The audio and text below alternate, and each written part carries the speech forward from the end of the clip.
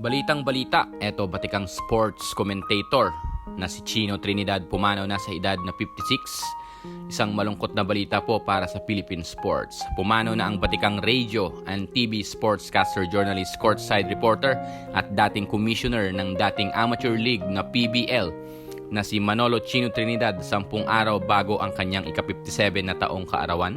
Kinumpirma ito ng dating kasamahan sa trabaho at kapwa sportscaster na si Bill Velasco at ang GMA Integrated News kung saan nagsilbi siya bilang sports correspondent mula 2000 hanggang 2010.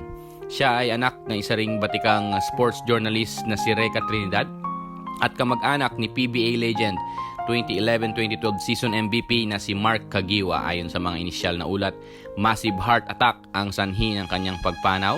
Siya ay 56 taong gulang lamang. Naging pamoso ang kanyang pangalan bilang bahagi ng Vintage Sports at naging isa sa main commentators sa mga laro ng PBA, Blow by Blow at marami pang iba. Nagkaroon rin siya ng sariling sports programa kasama si Anthony Suntay na Hot Stuff noong 2000. Hinirang siya bilang commissioner ng PBL at kinalaunan ay pinagpatuloy ang kanyang nasimulan bilang sports journalist sa radyo at telebisyon. Kami po ay taos-puso nakikiramay sa pamilya na naiwan ni Sir Chino Trinidad. Maraming salamat po sa malaking kontribusyon nyo sa mundo ng sports o palakasan sa bansa. Rest in peace, Chino Trinidad.